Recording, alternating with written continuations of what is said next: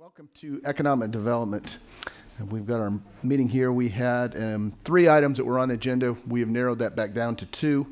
We're going to hear SB 379, and then we have a presentation by Cybersecurity and Best Practices. It's going to be provided by Thomas McLaren, Director of Government Affairs and Strategy at Palo Alto Networks. We're going to get started. I don't mind.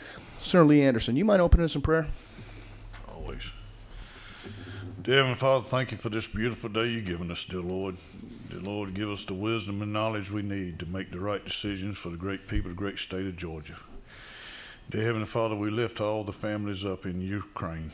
Be with them, dear Lord. We just want to pause and thank you for loving us. Forgive us of our sins and thank you for our wonderful blessings. In your name's sake, amen. Amen. All right. Chairman Strickland, you have SB 379, and this committee, we heard this bill in our last meeting. There were some discussion on some changes that wanted to be made in the bill, and Senator, I understand that you've worked through those.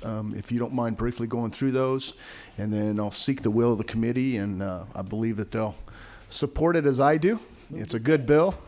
And it addresses some of the concerns that we've had, especially in the vertical we're talking about with the Department of Labor, and that is apprenticeship. So, right.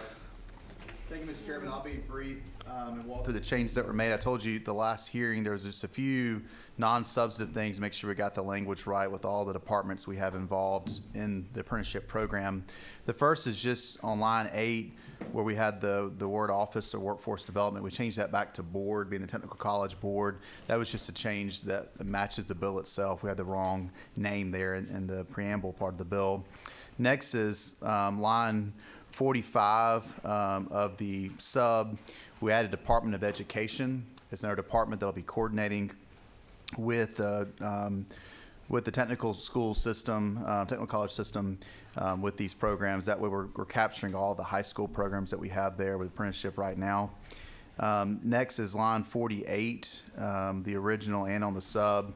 We struck the word small and medium-sized apprenticeship sponsors. We were talking about what we're doing with the program, incentivizing small and medium-sized apprenticeship sponsors, though truthfully we want all kind of apprenticeship sponsors, so we took out that language. 2 more quick things. Line 48 of the sub, we struck the word additional and put grow existing when you're looking at establishing and growing existing registered apprenticeship programs in Georgia. And last thing is line 55 of the sub, 56 original bill. We're talking about an employer sponsoring your apprentice to successfully complete an apprenticeship program. We had the word and graduate from. You're not technically graduating from an apprenticeship program, so just clean up language there. Those were all the changes. Again, nothing substantive, just some cleanup language. Appreciate everyone, folks here today that have been involved and helped me with this. I appreciate everybody's help on this bill. yeah, Senator, and I just noticed Irene walked in. I know Dave Rayner's in here. You're right. There were a lot of people that worked on this. Again, this is one of those game changers for our state and for a lot of the young people and even the companies that are trying to recruit a workforce right now that's been depleted. And so hands off to you and everyone that's worked with you on this. Any comments from the committee? Was that a comment again, or are you just waving at your fans? Crowd, okay. I was concerned you were going to try and do the wave, but. I know you got it. Senator Beach. Chairman Strickland, thank you for bringing this. This is very needed. I met with Hendricks Motorsports a couple months ago, and they were talking about they don't have the ability to hire technicians. And these are not auto mechanics anymore. These are high-tech computer technicians on these automobiles now today. And will this program help them in that sense? And is there an ability for them to participate in this financially too? I know they were talking about working with Goodwrench or GM and trying to establish some opportunities to help the technical college system, train these folks because they are in dire need of workers. Yeah, and obviously they could apply to be an apprenticeship sponsor and bring in people now and start training them on the job for these programs. But even bigger than that, they don't want to be a sponsor. This lists everybody up. This gets, in particular, our young people now training on the spot for the jobs of today And it might be somebody uses this to get training and start a career and then go to somewhere like that company. And so this is definitely something that directly addresses that. Well, just one final point. They were telling me these individuals, when they get trained, can make over $100,000 a year. These are not low-paying jobs. Yeah, I went to- I was shocked. So I thank you. spent 7 years in school between college and law school, and I did not make that much when I started out. I can tell you that much. Well, thank you for bringing this bill, and if there's no questions, I'll make a motion, Mr. Chairman. Yeah, we have a comment. Senator Beach, you weren't meeting with them because we're going to start betting on those racetracks, right? Just different ones. Okay, just want to make sure I'm clear. Not yet. Senator Anderson, you're recognized. I just want to echo what the senator just said. I think this bill is needed more now than ever. And I mean, what I like about this bill is so many young people, you know, don't want to go to a four-year college. They hands-on. I mean, this helps them tremendously. And like you said, this is good paying job. It's very much needed. And I also would like to make a motion whenever the time comes. Looks like we have no shortage of motions, but I recognize Senator Sheikh. Rahman? Or was it you? I'm sorry. Okay, that's fine, go ahead. While we're having this kumbaya moment here, we figured the D's would join in as well. Might as well. That's what the motions are going to be, though, so I don't know. We want to make a motion too, Mr. Chairman. We may need to just adjourn. I'm not I'm sure. not going to say anything else. But an excellent bill, and certainly being a small business owner, I understand the impact that this bill will have in any particular industry, by the way, and I just strongly encourage all of corporate Georgia to apply so that we can put these young people back to work and put them on a career path that will lead to a really an outstanding career in their chosen field of endeavor. So, All right, with that, I think you've got everyone at hello. So at this point, I'll entertain a say motion. more I think things. Senator, I'll make a motion to approve the committee sub SB 379 LC 432317S. and which one do you want to say? Second. Looks like Senator Jones has a second. All those in favor of 379 as amended, substitute, indicate by stating aye. Aye. Any dare say they opposed? Congratulations. Hope this was recorded. Let's capture this moment. Exactly this right. morning. All right. Thank you, Thank you, members of the Senator. committee. Appreciate you guys. All right, next we have a presentation for that we talked about earlier, and this is near and dear to my heart. Many of you know that cybersecurity has been on my mind for a number of years as I've been here and had the privilege and chance to be able to work with Army Cyber Command and many others in our state. It's one of those subject matters that regardless of where you are in the private sector, corporate sector, even just a private citizen, we should be very aware of the dangers of cybersecurity, and I think we're seeing that play out now even on the military field, or the battlefield. And so we're excited to hear what you've got to say, and I would say with that, the floor is yours. Great. Chairman Thompson, members of the committee, thank you very much for having me here today. My name's Thomas McClellan, and I head up Government Affairs and Strategy for Palo Alto Networks. We are the world's largest cybersecurity provider. We've got over 11,000 folks around the world where we provide cybersecurity services to most of the Fortune 500, most of the U.S. governments. We also have a very significant footprint here in Georgia. And kind of vis-a-vis the last conversation, we also operate what's called a policy academy, which actually is designed to train the cybersecurity workforce of tomorrow. And so here in Georgia, just so you know, we are being good corporate citizens. Here in Georgia, we provide the curriculum for these universities, and we also are now going to be working with the Georgia Cyber Center on providing cybersecurity services. So what you've probably heard a lot about cybersecurity services, and I think kind of the magic sauce, what Palo Alto brings, is that we really have a holistic solution, a holistic approach to cybersecurity, where there's many other what we call point vendors. We really are designed to be a platform. So what we do is designed to integrate with many other solutions, but to be able to automate and make the demands on the cybersecurity skill shortages less. And I'll talk a little bit more about that. Also, on the conversation of the former We also just announced at the end of Black History Month, we are providing 14 $10,000 scholarships for HBCU students, up for $10,000. The application is open now. It's live on the Thurgood Marshall Foundation website. If you have folks that you know who encouraged to apply, there's more information there. But if you can Google that and you'll be able to find that. So it's another opportunity, or another way that just to show how we are working not just to provide services, but also to. Let me see if I can make it full screen for you. Oh, okay.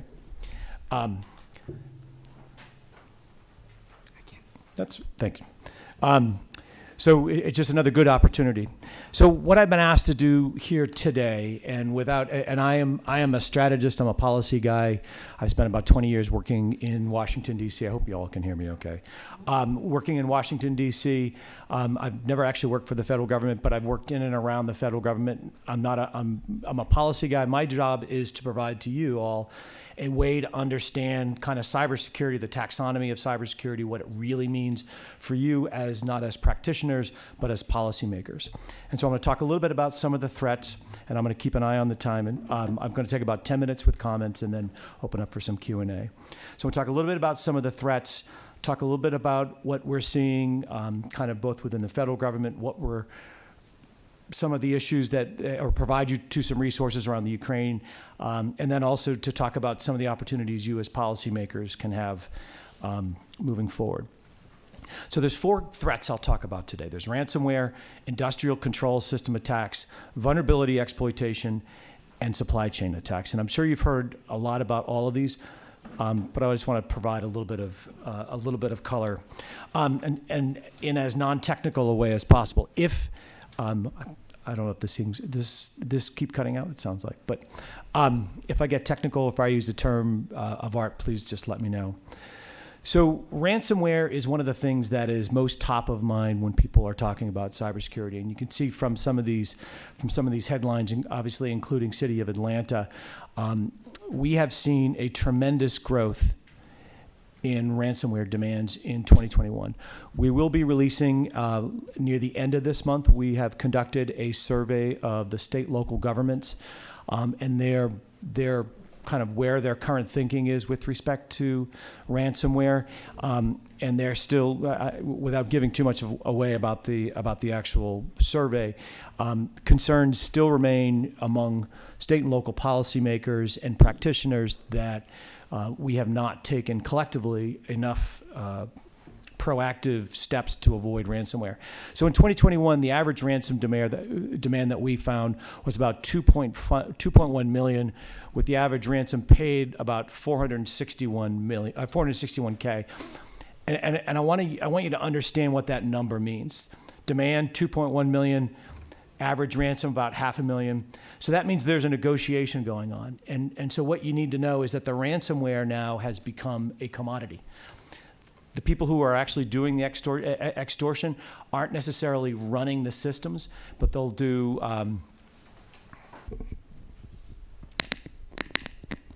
Great, thank you. Oh, sorry. It's just you're getting too close. I will. Thank you. So when you look at that average demand versus payment, it's telling you that there's an interaction going on between the people who are being ransomed and the people who are doing the ransomware, launching the ransomware. And so what it means for you all to understand is that ransomware is no longer the kid in the basement. It is a professional where it's a service. So there's someone who says, you know what, I'm going to ransom a particular organization. I don't have the technical know-how. I'm going to rent a ransomware service to go after the thing. And that's significant because it means that what organizations, a particular state, a particular local government, state governments are catching up, but in particular local governments are left with this asymmetric kind of approach where they don't have the technical know-how, but they're going up these very, very sophisticated criminals. And there's really 4 ways that they extort people through ransomware. We call it the quadruple extortion. There's encryption. Someone breaks into your system and says, we're going to lock up your data, your information that you're not going to be able to get to. We're going to steal your data is the second way. We're going to do a DDoS. We're going to shut your system down. A DDoS is a distributed denial of service. That means organizations botnets from around the world will attack a system so you can't perform the basic functions of your organization. And then harassment. What we've also begun to see now is that not only, in particular for state and local governments, that they control so much sensitive data of citizens, that they'll go in and steal records, and then they'll actually contact the individual victims and say, you need to pay me or I'm going to release this, or you need to get the organization whose data we've stolen to pay that. And so the ransomware folks have, the attackers, they've got help desks. If you don't know how to use Bitcoin, they're going to help you do it. They actually have ticket numbers, like for help tickets if you ever had to have requests. So it's become incredibly sophisticated, and we have not seen that lessen moving into 2022. The biggest ransomware attack last year, I think you may have seen, is the Colonial Pipeline. And so Colonial Pipeline, what's interesting is that they were attacked, and it wasn't the ransomware, it wasn't the attackers that shut down the pipeline, it was the Colonial Pipeline that actually shut it down because they couldn't verify how safe their systems are. So that's the type of scale that we can see. And most of, and no surprise to any of us here, most of the ransomware attacks originate from overseas. ICS, or industrial control systems, those are the things that run physical infrastructure, pumps, dams, lights, controllers, and things like that. And they can have a real-world kinetic impact. And this is another type of attack. This ransomware, ICS are the two top ones. And so why is ICS important, and why should you care about it? Well, last year, there was an attack against the Oldsmore water treatment facility down in Florida, where attackers were able to get in. They were able to change the composition of the lye, which treats the water, to make it 100 times more potent than what it should have been. And luckily, so they were able to get through the system. They were able to affect what we call OT, operating systems. And it was a person sitting at a website or sitting at a terminal who saw the cursor moving, was able to stop the attack that way. So the bad guys, the attackers, do know that they can get to ICS. They do know that they can get into water systems. They know they can get into many other kind of things with physical impacts. Third thing you should be concerned about or be aware of is what are called known and unknown vulnerabilities. So when you look at how software is developed, it's developed by human beings. They make mistakes. Sometimes they're intentional. Most times they're not. And you'll have Patch Tuesday or Patch Wednesday, whatever it is, as you upgrade your phone systems or your computers. Those patches address these known and unknown vulnerabilities. And so it's always a race between finding that vulnerability and exploiting that vulnerability. And it's so prolific that the CISA, the Cybersecurity Infrastructure Security Agency out of DHS, has actually put together a known vulnerabilities list. And so when you talk to others in your state, some of your practitioners, your CIOs, your CISOs, they may say, hey, we've got this log4j, which sounds like this very foreign thing, a log4j vulnerability. But log4j is just this little piece of code that is in really everything that you do that you don't know that's in there, that has a known vulnerability that's potentially being exploited, and across almost every single platform. And so you should when you talk to your security professionals, you should ask the question, where are we on patching these known, these unknown vulnerabilities? How do we know that we're running up-to-date software? How do we know that we've fixed these backdoors where the bad guys know they can exploit them? The fourth kind of area I want to talk about is supply chain attacks. So a supply chain attack is very similar to kind of what you think about a supply chain: lettuce, milk, gas. It starts somewhere, it moves somewhere else. Software and other things like that, software and hardware, also have supply chains. And so when it's what they call a low and slow way to get into a system. So for example, you may have heard Solarwinds from last year and the year before. Solarwinds was this software attack where the attackers, unlike a vulnerability, which is an unintentional piece of bad code, a supply chain attack is a malicious attempt to broadly inject bad code into different systems. So the Solarwinds is a piece of software out there where the bad guys were able to inject a piece of code, It came to update all people, a number of different organizations' endpoints. And they said, oh, this is from SolarWinds. This is a legitimate upgrade, but what it really wasn't. And so the bad guys were able to infiltrate the supply chain. Their malicious code was broadly distributed. It took them about 8, 9, 10 months before they began to do anything, and then almost another 3 or 4 before it was ever even stopped. And so SolarWinds, if you've not heard about it, you should look it up. It gets a little technical, but another very broad attack that costs significant amount of money. All right, so the good news is this, is that there are good technical solutions to doing all this. And what you're looking for when you talk about technical solutions, and you'll hear your cybersecurity professionals talk about, you need visibility, you need to be able to see what's on your network, you need to see what is beyond your security perimeter. So we have a technology we call Expanse. And Expanse we developed and deployed with the Department of Defense. And let me give you an example. So the Department of Defense, and this is public knowledge, the Department of Defense thought they had 100 million or 125 million IPS addresses. We did an Expanse assessment, and they actually had 300 million.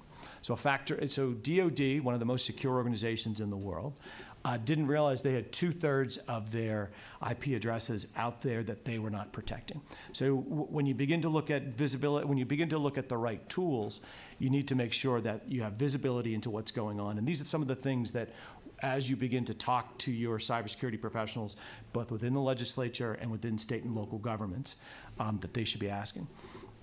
The key to all this, and this is, I mentioned this earlier, and obviously, there's such a shortage of qualified cybersecurity technology workers. That will not go away anytime soon. And compounding that is that state and local governments in particular cannot afford to ramp up and pay the salaries to get the qualified individuals. So what that means is that you as policymakers should look for ways to incentivize state and local governments to not become necessarily tacticians, but to become strategists with respect to how they use, how they consume, how they deploy technology, and it has to automate. And I talked about the secret sauce of Palo Alto. One of the things that we do well is, we take millions and billions of pieces of data and can automate that, and it reduces the need for qualified workers. I'm not going to go into this, but I want to tell you that as a company, we are dedicating quite a bit of time and effort and resources to tracking and to help on the Ukraine crisis, the war. If you're interested, you can find more of that on our website, but that is something that we are very carefully considering. So what can you as policymakers do? And I'm not going to read through all these because you guys can read, but I want to call out a few things. One is this, and I want to go to the second bullet there, is this notion of supporting smaller governments and municipalities. One of the things that we've learned both from the supply chain attacks, when you look at the critical infrastructure attacks, when you look at some of these lower and slower attacks against state, local and municipal governments as ways to get into larger systems. You as policymakers have the opportunity to figure out how can we begin to support the smaller counties where they may only have 1 or 2 people in IT who are not necessarily security professionals. How can you begin to figure out ways to support that? And there's a unique opportunity that is coming up right now. Congress recently passed the Bipartisan Infrastructure Framework, which is the big infrastructure grant program, and included in that is $1 billion, $1.1 billion in state and local cybersecurity grants, which Georgia will be getting. And one of the things that they incentivize through that grant program is actually doing these multi-entity approaches whereby the state can work very closely with local and municipal governments to scale out cybersecurity as a way to provide services that they can't do. I'm happy to provide more discussion of that during any Q&A. And I think I'll stop there and open to any questions. So I appreciate the comprehensive presentation. Some of my colleagues their heads may be spinning, but it is my wheelhouse. We tried to work on something very similar. So Not that I would say I'm excited about the federal government and the amount of money that we've put into this infrastructure bill, but the fact that it's there. The Senate took up a position in the past where we were trying to utilize an agency to be able to do exactly what you're talking about. The smaller entities do not have chief information security officers, right? They do what they do very well, Yeah. but they become very vulnerable, as we know, and it's not a matter of if, it's when they get attacked. And we were trying to scale and be able to use the opportunity where maybe people that were experts could be able to use some of that, whether it be on a lease or subscription base, or maybe it's just free goodwill, so because we knew we were going to be paying for it ultimately. So it's good to be able to see that you're talking about that. It was hard to be able to get some traction with that in years past, but I'm going to open it up to the committee, but then I have some questions and comments as well. Chairman, may I respond to that? Absolutely. So New York City and New York State, which historically are two very individual governments, to say the least, have recently came out with a joint press release, both from the mayor and from the governor, where they are creating what they call a JSOC, a Joint Security Operations Center, that does exactly what we're talking about here. It's going to both coordinate what's taking place in the states, at the state and the city, New York City, 5 other cities, with the anticipation of building out to providing services to municipalities and smaller local governments. So there are models already out there. Good. Any comments from the committee? Senator Beach, you recognized? Thank you for your presentation. Very well done. And my question is, and we talked a little bit about it on the way in, on 60 Minutes this Sunday, they were talking about the vulnerability of our grid system nationwide. And there is no overarching agency that watches it like the FAA does, for the federal government. It's all these individual companies that own these grid systems. Texas has their own grid system, and I think it's in 3 other quadrants. And there's 3,000 different companies like Southern Company and Duke Power and all these companies that really oversee their own infrastructure. So it's not a government entity, and I'm sure they're spending a lot of money to protect their grid system, but it did seem to be somewhat vulnerable, and it didn't really seem to, if something came under attack, it didn't really have anywhere to go to fix that, and it was concerning to watch that. Any thoughts on our grid system? Yes. So in a previous life, I actually used to work on energy assurance issues, and so one of the interesting things about the grid is that, like, as you said, it's not a single grid, it's multiple grids. And I'm less concerned about some of the larger companies, although I still, I think they're still vulnerable to attack. The more concerning elements are their smaller municipal electric grids, water grids, sewer grids, not grids, but water systems and so forth. And they all feed into, what is colloquially known as the grid. And so I'm more concerned about the smaller companies than I am the larger ones, just because, again, they cannot scale the way a Duke can. They can't scale like the way Texas can for their grid, and that creates a potential issue. And if you ever get the opportunity, one of the things you'll see is the fourth bullet there is understand the threats. You as policymakers, go out, talk to your local providers, talk to your munis, talk to your water providers, your electric grid providers, and ask them what they're seeing, and they'll provide you some pretty scary stuff, I'm sure. Yeah, I think if you start talking about honeypots and some of the other things and how they're working, it make people's heads spin. Senator Anderson, you recognize? Thomas, thank you for bringing this to us today.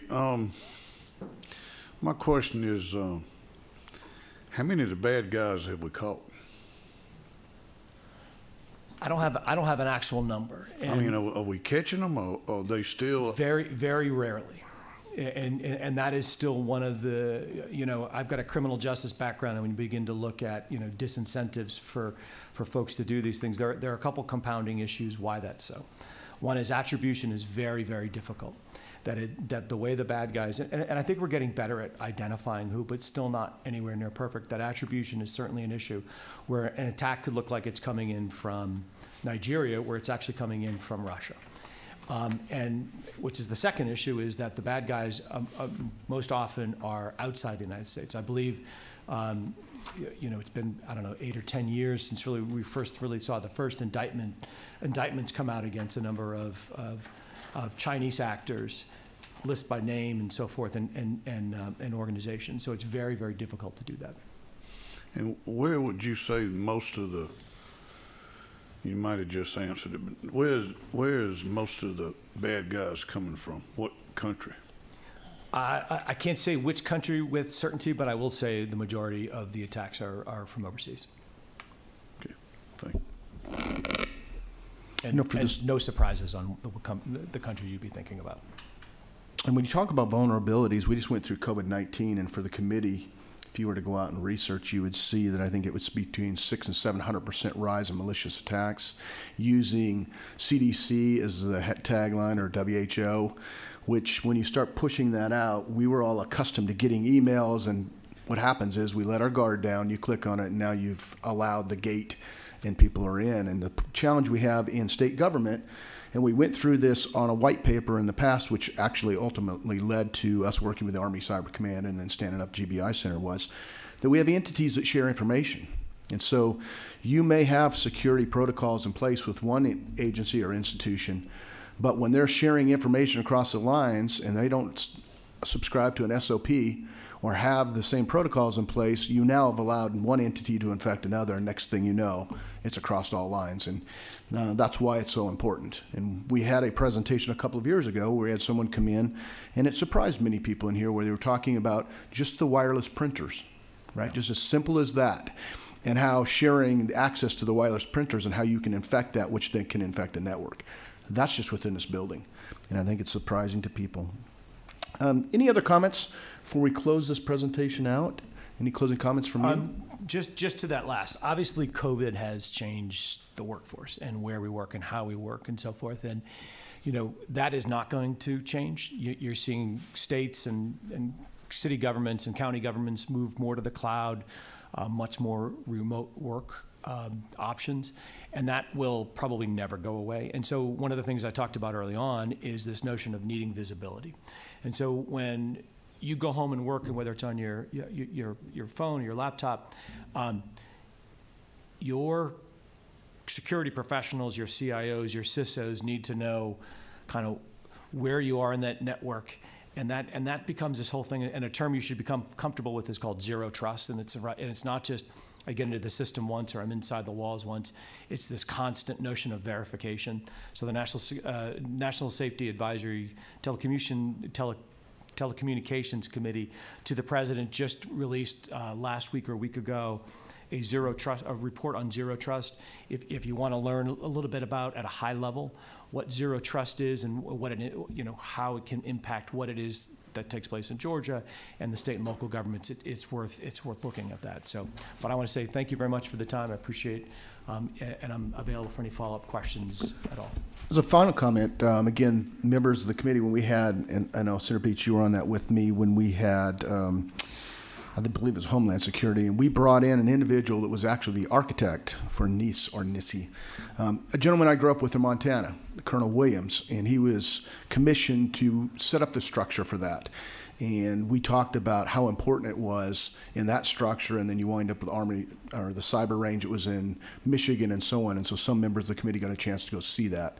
And I think as we continue to try and grow in Georgia, not only our cybersecurity platforms over in Fort Gordon, I think we have an opportunity to leverage that across what you were talking about, businesses that we have here, large and small. So thank you for coming and providing this presentation.